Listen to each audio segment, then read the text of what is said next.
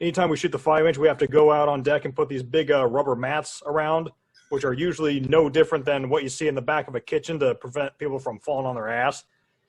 We never have enough of the things to do what they're supposed to do, which is sort of catch the rounds and prevent the lip, because they're ejected open end first out of the top of the gun, and they punch little smiley faces in the non-skid. Oh, jeez. So if you ever get in a fight with the Chinese, you're actually going to stop and put those out there before you get in the fight? No, of course not. Oh, well. Oh, anyway, that was one of the cool things I got. But I talked to Alex. Did I talk you into joining, or was I just there? I don't remember. Well, you were sort of an accessory to the process. I mean, this was back when you were on radio, and I was, I believe, 21 or 20 at the time, because I was about to go into MEPS, and had signed on to be a Submariner. And I was already aware of your show even before that, because my grandfather listened to your show there in Modesto when I was living with him at the time.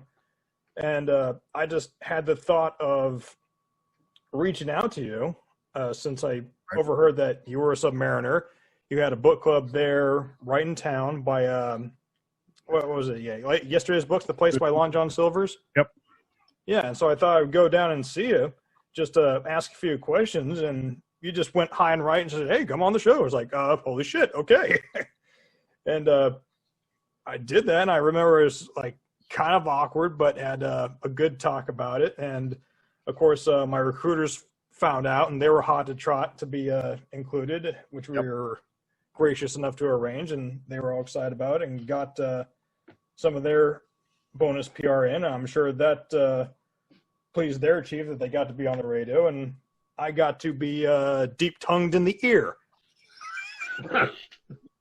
I wanted him to know what it was going to be like to be a Submariner, so I... And unfortunately, that's as close as I ever came to the real life of being a Submariner. I mean, I got to go on the Cheyenne just to mess around a little bit and have a look, since they were kind enough to let me when I was in Pearl Harbor, which I was lucky enough to be my first station. I got sent to Pearl because I was the second to last in my class, and everybody else took everything else. And me and my buddy Dua from Brooklyn had no choice but to go to Hawaii. Oh, no. But, yeah, checking out the Cheyenne was something. And I had a big chip on my shoulder for the longest time about missing the chance to be involved in submarines. But with everything that's happened since then, I've been in for 10 years now. It's that's faded off, and realized that I have seen and done some pretty awesome things, and the opportunities that came my way, despite the hatch to submarines closing on me, it's still been all right in the meantime. And I'm happy to hang out with you guys and contribute in my own small ways to Dave's audiovisual escapades. One of the really cool things is your dad was on the Ronald Reagan. Yes. And one of the cooler pictures that Alex has shared through the years is, I guess they were pulling out and you were pulling in or something. Yeah, we were both underway. I found out that I was going to, like, just a little bit of background. I found out from my first ship, the Chosin in Hawaii, that I was going to be asked to go to Japan. I said yes, of course, and I got put on the Shiloh, which was its own horror story. But Japan itself was awesome, and one of the peak moments of being part of that was my dad later found out that he was going to be put on the George Washington, which did a whole swap with the Reagan, so he got to be on both. But he found out he was going to Japan after I was going to Japan, but he got there first because they really needed an IS senior chief. And it came to be a few weeks later that they were underway and we were underway, and they wanted to practice having a carrier refuel a cruiser, which is a capability they actually had because a cruiser runs off of JP5, jet fuel, because our engines are jet turbines. And so while they were back there messing around with the hose, they ended up not succeeding at it. I got to go up on deck and wave at my dad across the water, and he was up on the island, like right beneath the 7 and the 76 painted on the side of the island. And we're just grinning and waving at each other like idiots. We didn't get a chance to establish comms or anything like that, but just beaming at each other from that distance, just barely where we can make each other out. That was something. I'll have to look that up again if there's a way to say it on here. I don't know. Yeah, I remember saying, But that was something. Bear! Hey, Turn around! does that work? Yeah, it works. We see you. Hey, Hey, I got on here because I have some new things to show you when we get to a moment. show us. Okay, here's the first one. We did a new series of hats. This one here is for, I don't know how many Torpedo Moon we have left in the group. I'll take pictures of these later, and we can put them up on the Facebook page. Here's one that I made just for Ralph and I. And I'm sure we have a few other machinist mates in the group. This is one that the Torpedo Moon was what started me making them, and then this one here showed up, and I've got a couple of these. Really? I know we have a couple missile techs. So anyways, we're working on this stuff. I want to remind everybody I am not a missile tech. Really? Yeah, I am not. Hey, Bear, What? I have the quilt that you won still, and I still need to get it to you. So are you going to be around like the next couple of days? Yeah, I don't get to go anywhere anymore.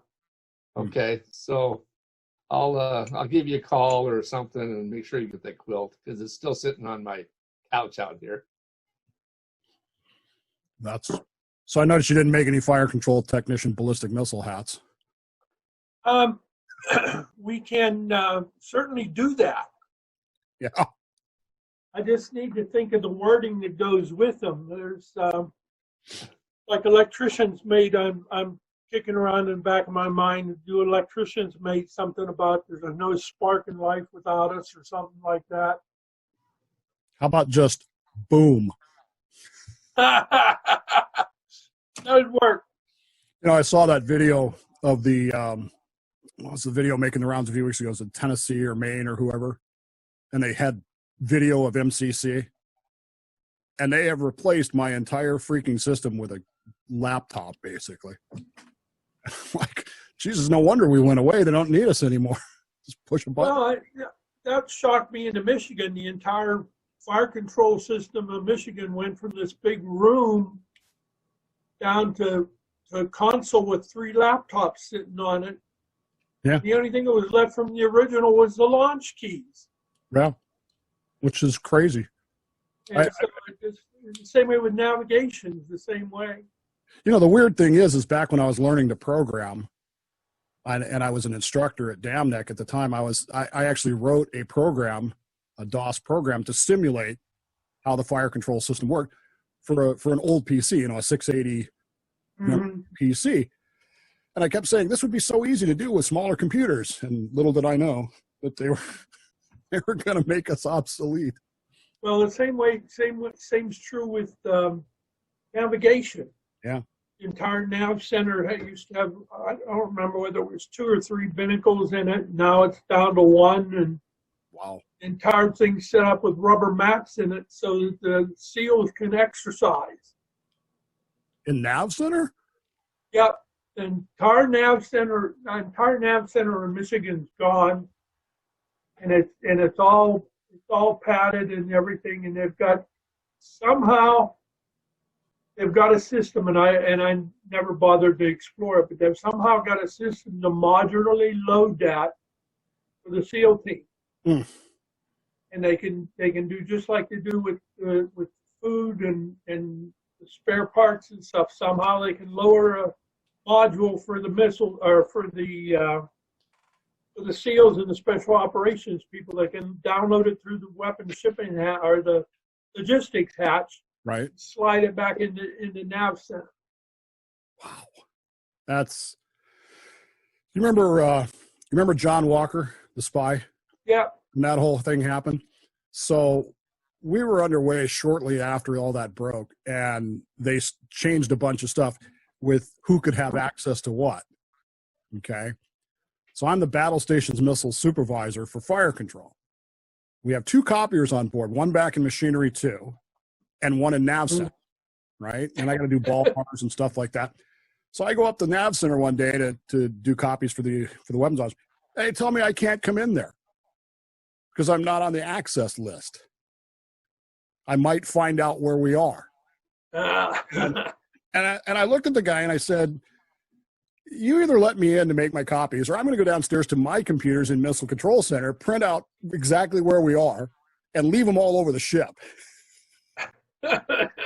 So they added me to the access list. They figured I knew. Well, the nukes never knew where we were. We could have been stayed tied up to the pier, but every once in a while we'd rock and roll a little bit. So Yeah, that's not quite true. We used to have charts up in control, and we would walk up there to see where we were. We'd just say point, because you can't say anything. They just say Right. point. They say point. Okay, so that's where we are. We don't want to be here. my first XO, when he came down to do our first patrol briefing, put a big map up on the wall. First, he was preempted before he ever got the map up on the wall. The cook and I were in the galley, and we had a cassette player in there. And about that time, the Beatles song was popular back in the USSR. We put that on the tape player, and God was the XO pissed when he got down there with his little mouth to do his presentation.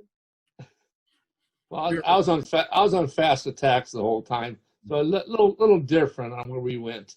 So you guys never had the Nat Geo map of the Soviet Union on the back of the computer door in Missile Control Center that couldn't leave Missile Control Center because it became classified.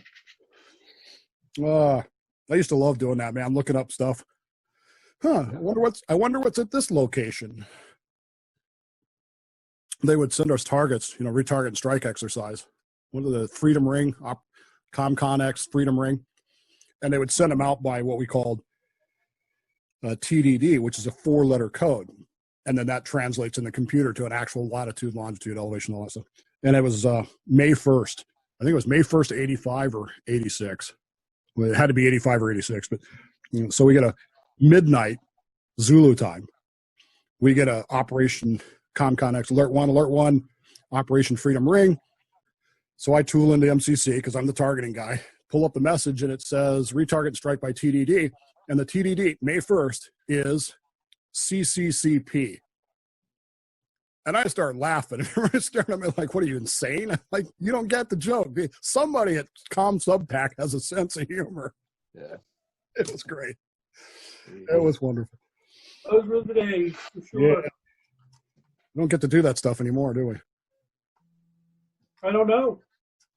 I don't even know how they do a retargeting exercise anymore. I got no clue. I backfit to Poseidon, and I probably have a little USB port, a little USB chip they stick in a socket somewhere, and everything works. Here's your target package. Go. Yeah. The hell? What do you need? What? No wonder a missile tech can do it. So what am I gonna say? Oh well, I'll just sit and listen for a couple minutes. All right. Yeah. Well, we're just hanging out. The whole purpose of this was just, again, before I screwed up the link, I think we would have had more people if I hadn't. Was just to kind of gather around. We can't do the soup downs right now.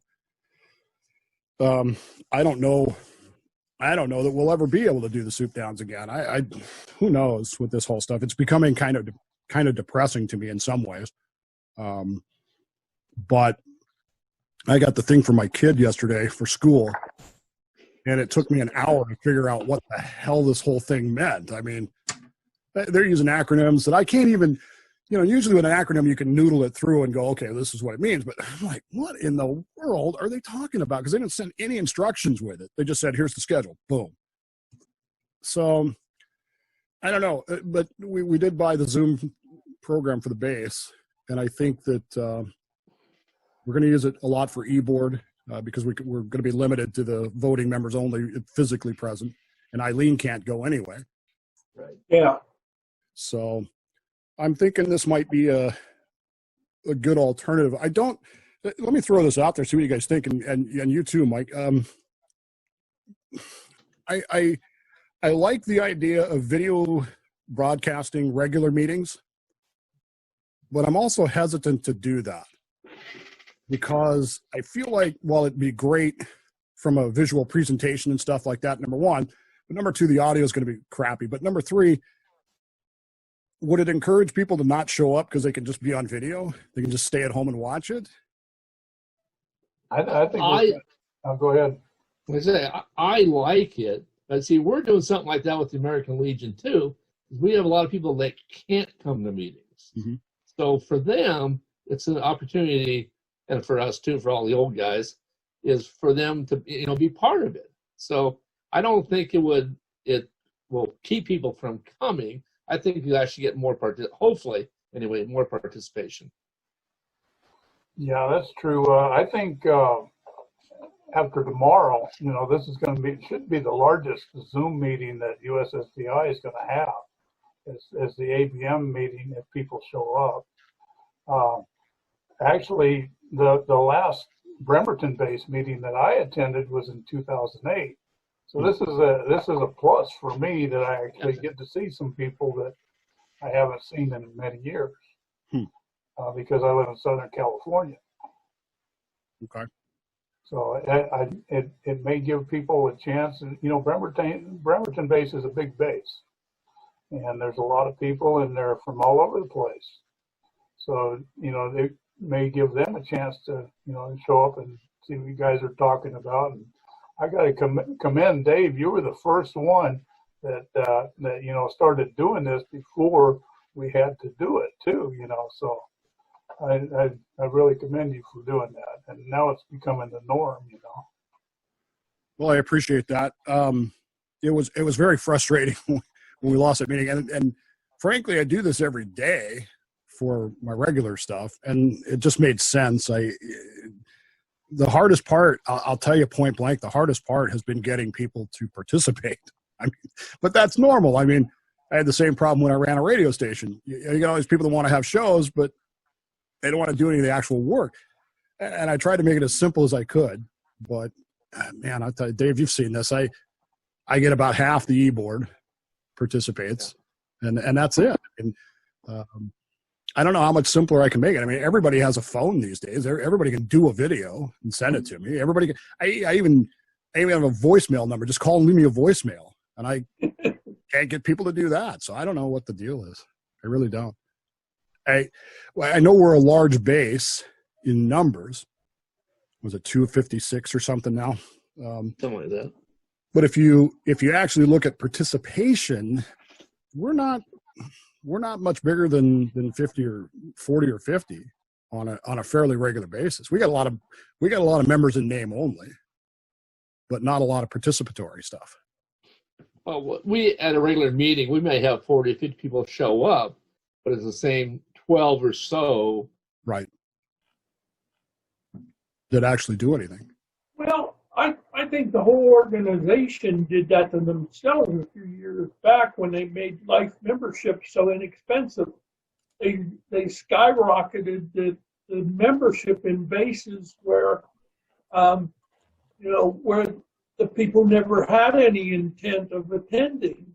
Right. For example, I'm not a life member at any base, but I know at least 4 or 5 life members of Bremerton base that never had any intention of ever showing up for any of the meetings except the one they appeared at. Mm-hmm. Yeah, it was kind of funny, what happened to me. I have family that lives up there on Whidbey Island, and the times that I've been up there, I've wanted to come over and attend the meeting, but it's by the time you hop on ferries and everything else, it's just kind of out of the way, even for up there. Yeah. Well, that has me, because I've been thinking a lot. I had a lot of conversation, Bear, with John Mansfield the other day about that very thing. I'm kind of toying with some things, some ideas. None of this is on paper. None of this has been discussed with you. None of this is all pure off the top of my head kind of thinking. There's some things I would like to see us do. Unfortunately, my health is problematic, and off the record, which isn't going to be off the record because this is on the tape, but it's recording. yeah, I'm. There's about a 50-50 shot I won't be able to stand for another term. And we'll see what happens there. But I've got some things I'd like to do. And one of the things I'd like to consider, I was talking with John and now Mike, is, we could regionalize this a little more. We could meet in different places to make it easier for people to come. I know we have a longstanding relationship with the fleet, and I know that there's some reason why we do that, but I don't know that it would be Soup Down. We tend to concentrate in the Bremerton area, Bremerton Silverdale area, but I mean, would it really be that big of a deal to go to Tacoma or Port Angeles? Not Port Angeles, but even Port Angeles or Port Townsend for a Soup Down or something along those lines, especially if we had plenty of notice in advance and a lot of advertising put into it. Those are things I'm thinking about. With regards to the funding issue because of life memberships, it's not as big a deal to us. I mean, it really isn't, but Yeah. this entire organization, and remember, I spent 35 years in nonprofit management. This entire organization is not thinking about the future when it comes to funding. It's about what can we get today, and that's it. I don't understand why we don't have a legacy program, why we don't have an endowment program. You got some bases even in our district that are struggling to pay for anything, and other bases, Bremerton, that we don't think twice about spending $1,000 on anything. I mean, it's just those are things I'd like to think about. I want to actually talk with John about this. I want to bring a marketing person in to look at what we're doing marketing wise, because we all know submariners or people that should be in this organization that aren't. Are they just not getting the word? Is the public aware of what we do? Those are all kinds of things that I'm thinking about. But of course, COVID has got everything at a complete standstill right now. So it's like, well, it'd be nice to do all this stuff, but here I sit twiddling my thumbs because I can't even work right now. So I don't know. The thing about it is that it's some of the things that we need to do, like this meeting, you have to have some, especially people my age, you have to have some help in getting kick-started into doing it. In other words, if I hadn't had to do a Zoom conference a week or two ago with my doctor, I wouldn't have been willing to try this at all.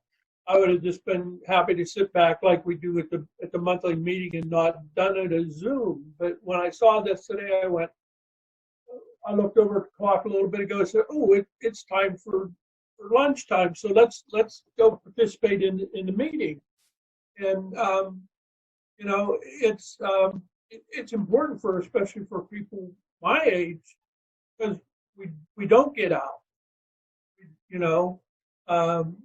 And some of the things that when we do get out, it's like, oh, this is so stupid. I don't want to be out here involved in this. But this is a great way to just interface with people, because you can type on your computer to your blue in the face email, but to actually see the person you're typing to and texting to, that's a world of difference. And I just think it's going to be a matter of time. As more and more people get involved in it. But I think you're right. I think we lost our younger submariners years ago when we went through a couple different evolutions there that as somebody that's watched it since 1990, it's like, my God, I've watched different things happen, and sometimes it's been very detrimental. The organization has been very detrimental to itself, and it takes people to takes people to lead to make things happen. Been upgraded. Yeah, I just saw that. I don't understand that because we're paying for it, so I don't get it. So, a couple of quick questions for you. Let me throw this out there. Question number one: why do you think we're not reaching younger submariners, or even my generation of submariners? I look around the room and I notice there's not a lot of people in my range, the 1980s, 1990s guys.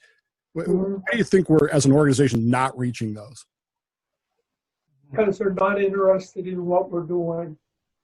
They have more. It's like one of my favorite comedians said that 90% of the country now has ADD because they can go off and do other things. And so I think the younger generation maybe doesn't have the esprit de corps, and then they just don't have the connection. And I think that was driven into them by the Navy after. I use everybody's favorite hinge point or turning point. It was all driven into them by tailhook. You know, well, I've seen that side of the Navy as well as ours, and I just can't believe how much everything changed, hinged around the early 1990s, and now the kids are just, you know, they're not interested in anything associated with even with the military, let alone their own special branch. Anybody else? Does that make sense? Yeah, it does. Anybody else? Yeah, I'll say something. Like Bowfin Base, they for the younger guys, they greet their boats and stuff like that when they come back from deployment. Do you guys do that up there at Bangor? We do not. That'd be kind of hard. Yeah. Okay, because I know that's an FBM base up there too, so they really don't want anybody to know about them and everything.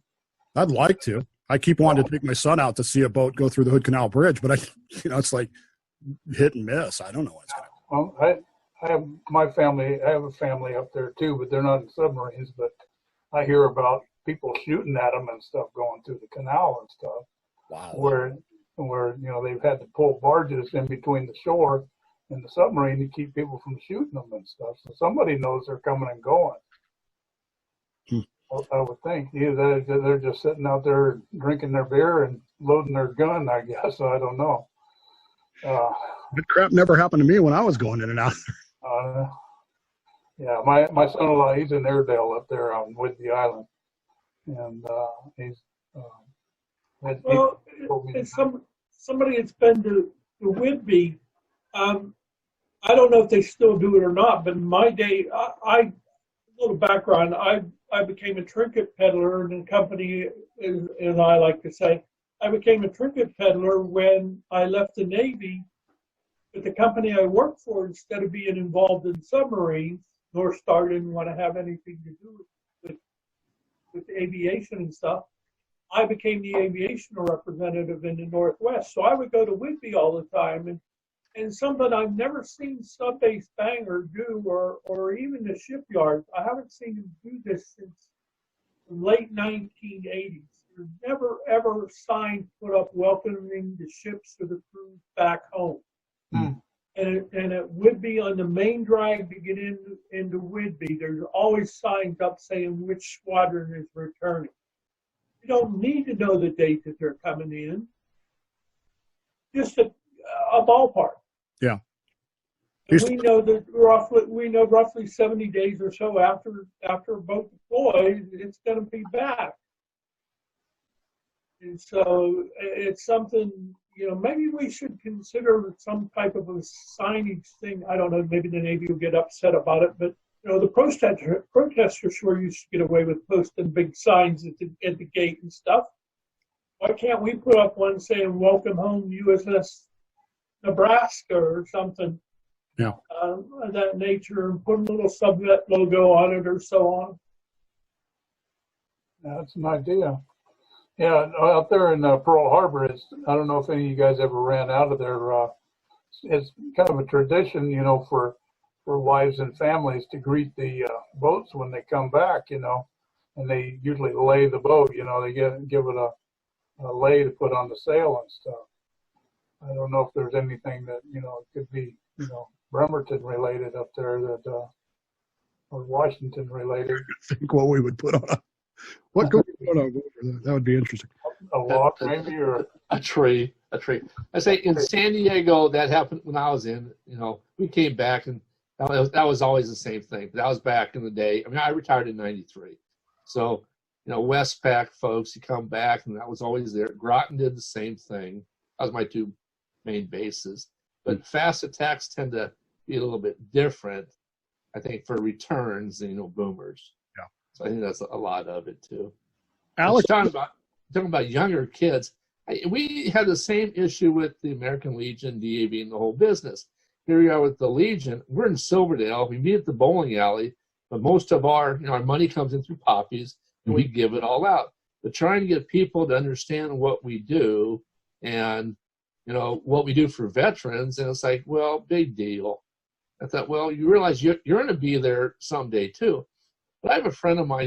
He's a retired Master Chief. He did 30 years. His kids active duty now, and trying to get them to join anything is like pulling teeth, And it's like, well, I don't have time. Time for what? You're retired now. And then this other kid, I can't remember what boat he's on. He's over here. He's a missile tech too. And I am not. I know you're not. Well, the only reason he's a missile tech is he didn't want to wait to get into a different rate. He says, no, I want to go in now. And they said, well, then you have to be a missile tech. He goes, oh, okay. And I thought, okay, I hope you're happy. But anyway, yeah, trying to get folks to participate, it's always hard. But I will tell you, for the Legion, we meet at my house, but there's 5 of us. I'm going to do the Jay Inslee thing. 5 of us meet in my backyard. Plus, there's a few others that kind of hang out, and that's what we've been doing that since March, I guess, to try to do everything. And we normally meet at the bowling alley in Silverdale, and it's been closed, and who knows what's going to happen with that. But anyway, yeah, trying to get younger folks involved. I don't know, but even some of the older folks involved, it's kind of hard.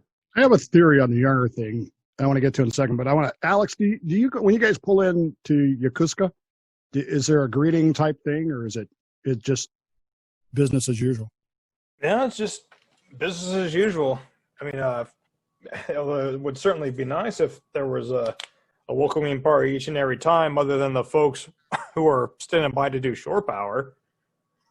That's a heck of a thing. But no, it's just in and out. The one caveat to that is anytime we ever pulled into Busan in South Korea, these South Korean ROK Navy guys would always be out there waving South Korean and American flags. Some of their faces say that they were told to do that, and that's their duty section for the day, doing it. But They were there. Other than that, yeah, I mean the officers were certainly enthused. A band was involved a number of times, and funnest thing I got to do with them was first time I was over there when we were just visiting on my first ship. We were going to do work aloft, and normally when you do work aloft, you have to say, "Hey, all ships in the area, don't cook us while we're up in the mast," right? Because of all these radars and antennas and things. We didn't know how to communicate that to the South Korean ships that were on our pier. So I got the idea to just basically get a piece of paper and pen and draw, like, do not radiate hieroglyphics for us, and showed it to their quarterdeck, and they kind of laughed, and they got the message. Do not raise, lower, rotate, or radiate. Be massive. Yeah. So I have a theory here on the younger generation, and this is the first time I've publicly said this, so it's probably good we got a smaller group.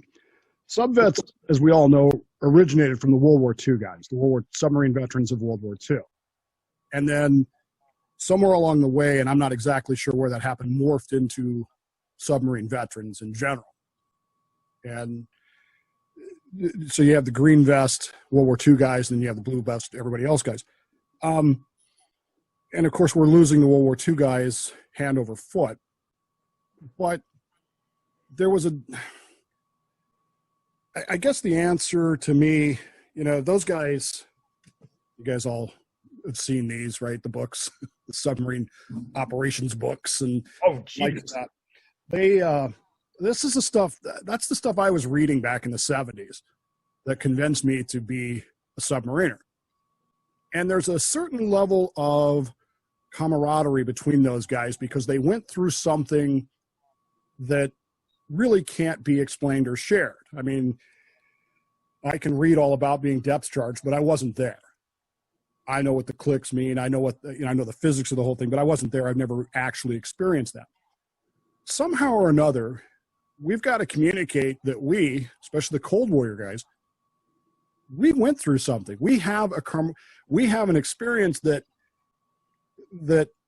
needs to be shared in a camaraderie type way that is important to the history of our nation, the history of the Cold War in general. And I don't think we're doing, part of it is security, and I get that, but I don't think we're doing a good job of communicating that. Charles and Frank Hood are doing, those books are fantastic, but they're sea stories. They're not communicating the experience overall that we had. Do you follow what I'm saying? Am I making sense at all here? Because I'm not sure I'm using the right words. And Dave, this is Mike down here in District 6 again. I think what you're referring to is you're planting seeds, just like the book you read when you were younger and stuff. I was just in a pre-ABM meeting day before yesterday, and one of the things they talked about was the American Submariner magazine, which can be donated to boats as well as to other entities, like ROTCs and stuff. And the cost of that is really doing much better because they were the last copies. They only cost USSVI 98 cents a piece now. How often do you find a magazine that runs for that price? So that's one way of planting seeds is, if you get with your base and say, well, we want to do the boat sponsorship program, only, we want to do it to our local ROTC or something like that. That'd be a way of planting seeds, Yeah. On the magazine, though, I've asked sailors on a ship, have you ever seen them? And they go, no. Because it gets to a boat and the cob takes it, or the XO takes it, or that's up in the shit can. And so that's part of the issue is how do you get it down the deck plate? That's really the concern. And even if you do, you get the Japanese sub force and the legacy of strategic and operational doctrine developed between world wars. It's fascinating to me. I mean, I'm going to be honest, I consumed this article. But that's not telling people what I did or what Dave did or what Bear did or what Mike did or even what Alex does. We got to start communicating that we have a camaraderie amongst, I'm just going to use this term loosely, the Cold War sailor, that is different than the World War II sailor, but it is the same thing.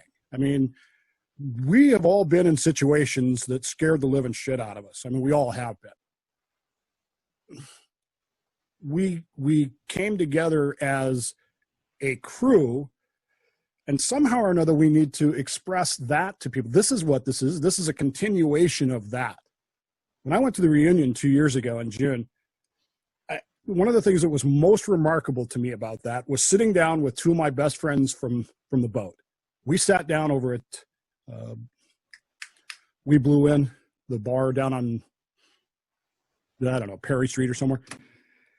And it was literally like we had just gotten off watch.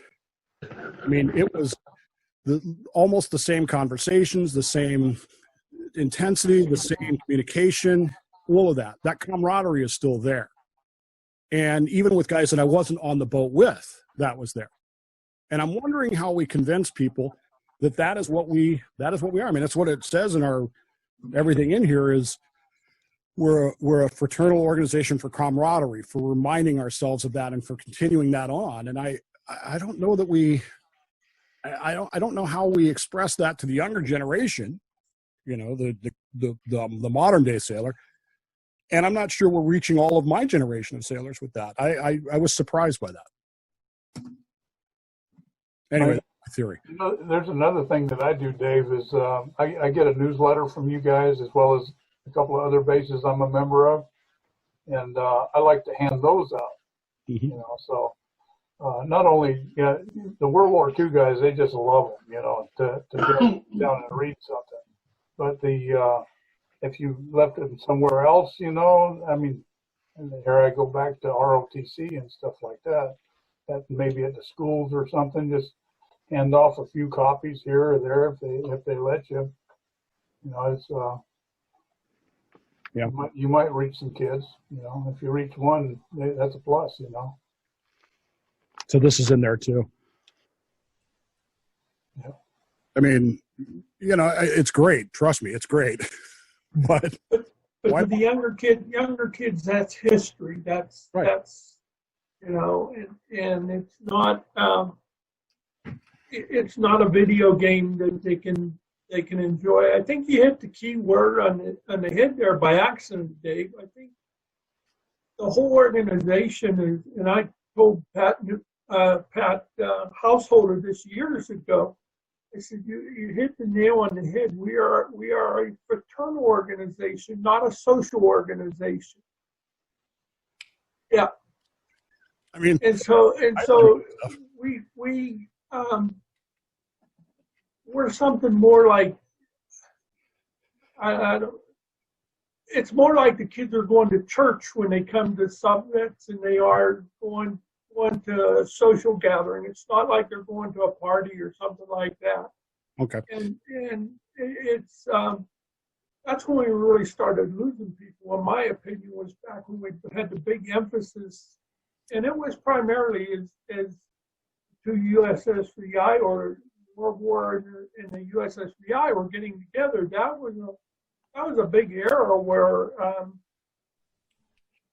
you know, I blamed it on Diesel Boats Forever at the time, but it wasn't just Diesel Boats Forever. It was the clash of generations, and the older folks wanted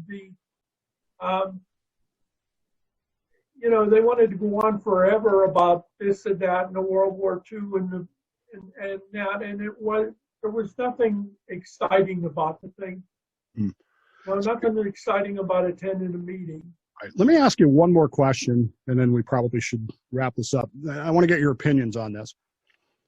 Our meetings are, and I'm Jewish, and I'm very liturgical. I like things in a set pattern because they have meaning, but we have three elements that we have to have: the creed, the tolling of the boats, and is it the prayer? I don't remember. There's a third one that we have to have. Pledge of Allegiance. The pledge. The pledge, yeah. Outside of that, there are really no specifics. You must do this, you must do that. I find, me personally, this is me personally, I find the endless, tedious reports of what committees did in a big meeting like that to be not just repetitive, because by now it's the fourth time I've heard it, but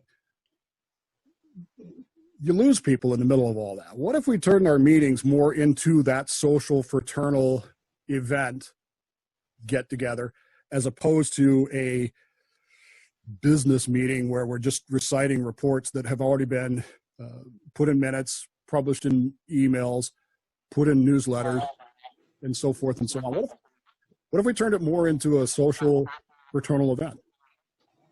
Sounds good to me. That's one of the things that made the first meeting we did online.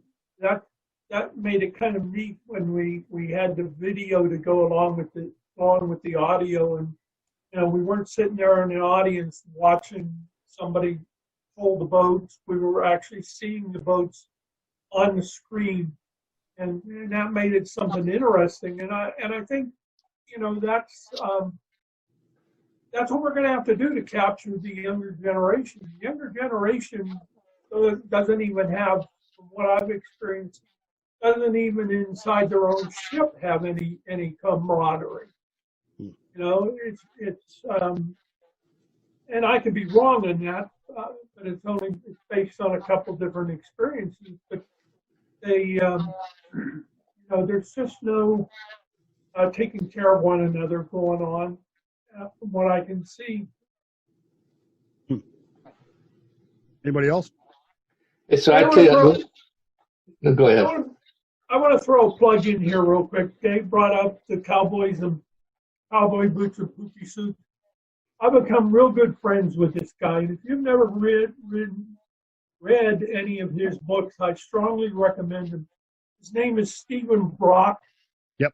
Books are called Bubbleheads. And if you've never read it, Dave, this is the type of book you're looking for. I have an email into him to try to get him on the September meeting as our guest. Oh, great. Just tell him Bear said to get his ass on the meeting. Okay. program. Dave, We developed a friendship because I forget what he posted one time, and I sent him something, and then along with it I sent him a couple pens, and the next thing I know, I get back an autographed copy of his second book, and so we've been Facebook friends for quite a while here now, and he writes the real.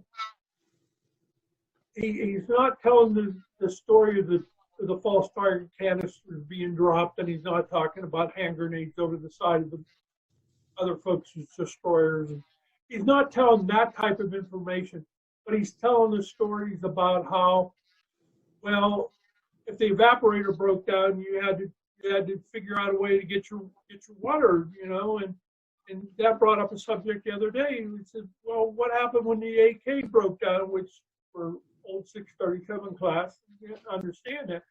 And we said, well, we had a shower in lower level engine room because it always start up the electric compressor distillery plant, and it never worked to make good enough water to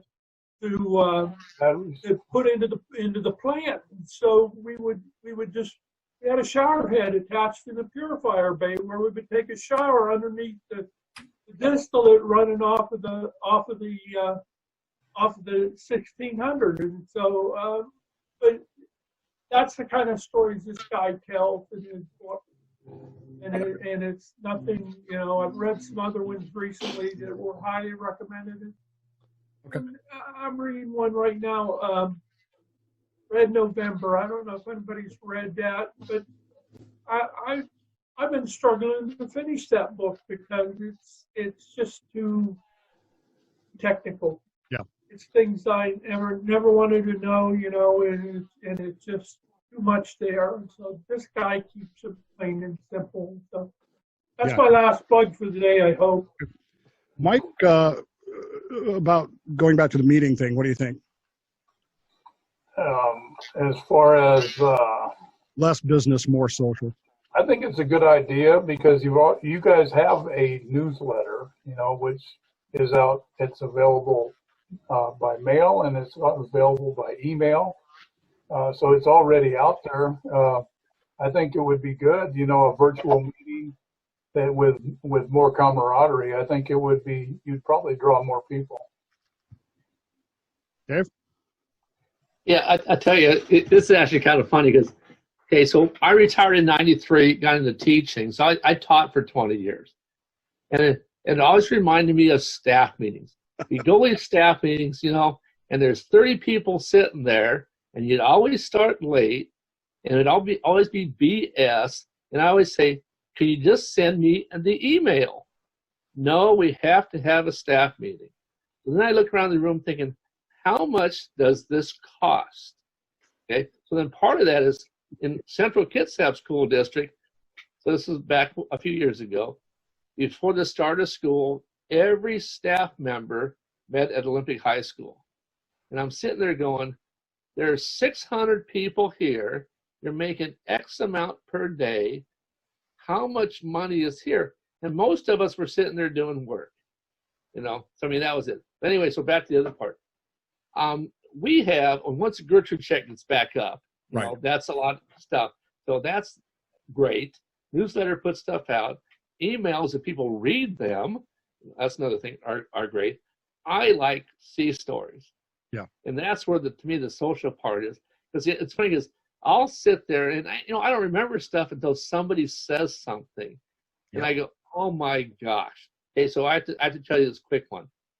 Down in Fort Lauderdale, so we pull in to do whatever we're doing. We're going to come around to the yards in Mare Island. And so we're sitting there. We go to start up, scram. What the hell?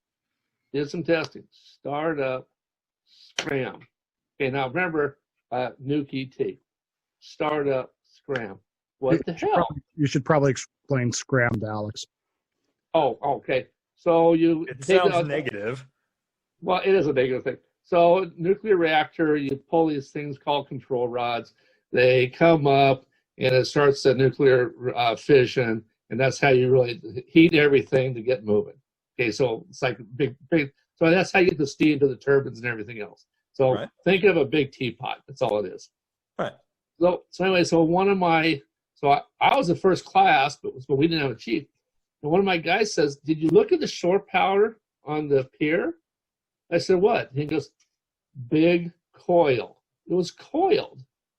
So I said, "What the hell?" So I said, "Okay." I said, "I know exactly what's happening." Because my engineer came back and I said, "You know what? It's a big magnet." So this is one I love sea stories. So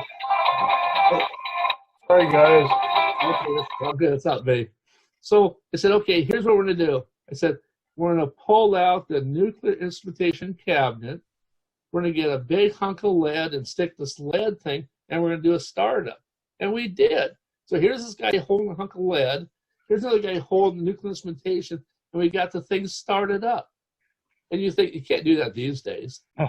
But, it's that kind of stuff. And people will say something to me, and I go, oh, my gosh. I had forgotten about that. But that was back in the day when we would jury rig stuff to make things work. And, it's like, okay, because I always have these RPPOs. They said, I need a part.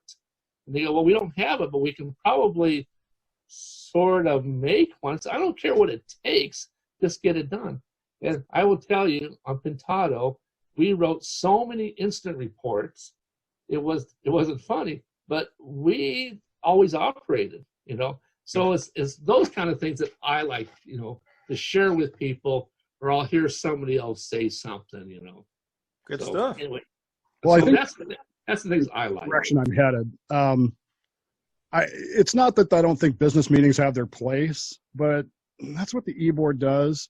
And we can still communicate those things if we need to, even in the regular meeting. But to me, to build that camaraderie, to build that fraternity is going to require a whole lot less discussion about whether the tires on the float are flat and more about who are we as people and who are we as submariners. Yeah. And that's kind of where I'm at. I don't have anything else. Like I said, it was just supposed to be a hangout. So did everybody see the pictures that I posted for of Alex's dad? Yes, I I did. did not. Oh, sorry. I think I put them. Hang on. Let me show you these real quick. So Alex was telling us earlier about meeting with his dad, and that is the picture of him meeting your dad. Alex, where's your dad in that picture? He is just above the long part of the second deck up from that guy is the one with his hand up. Okay. And then this is you and your dad on the pier, I assume. That's actually on the forecastle of the Shiloh. That was after I re-enlisted. There you go. That's wild. Got to be there for that. He's retired now, but he's a retired IS senior chief, and I'm an FC1 still. There you Although go. I was an FC2 when that was taken. I'm sorry? Said yay for senior chiefs. It's one of the regrets of my life. I should It'll never. be interesting to top him. He's already promised me if I end up making chief, he's going to be there for it. Cool. Well, I'll try too. How's that? Hell yeah. Okay, so I have to tell you one more. Okay, talk about parents. So my dad rode Pintado with me. So I was in San Diego, and he lived up in Los Angeles area. So it was hilarious because he came down. He was an amateur radio operator, had his license since he was 10 in Nebraska. And at that time, he was probably in his 70s or something. So, of course, I had to go aft to do my stuff. I come over to my dad. I said, look at my dad. He goes, he's in radio. I said, he's in radio? He goes, well, yeah, they just invited him in. And he's just sitting there telling all these young guys stories. And I thought, okay, keep him busy, whatever. Go back aft. I come forward again. He goes, where's my dad? He goes, well, he's up in the sail. I say, he just got out of the hospital. What are you doing? So, yeah, so my dad's up in the sail doing his thing. But, yeah, talk about having a parent there. That was probably one of the best things that I ever did, besides my wife driving the boat better than some of the helmsman plainsmen. Nice. Yeah. That goes without saying. So. All right, amigos, it's been really good to see all of you today. And You too. I apologize for the screw up with the URL, and everybody else that's watching the video of this later on. Sorry, I did send out emails and I did put it on Facebook, but next time I won't make that mistake again. Yeah. I'm always learning. Yeah, that's the way it goes. We'll get better at it, and if you need to get a hold of me, you can always email me, dolphindave@slipperyfish.com. Give me a call or a text, 360-517-0344. And on that note, have a great day, everybody. Enjoy the weekend. You too, everybody. Take care. Hello. Take care, everybody. All right, you too. All right, see you guys.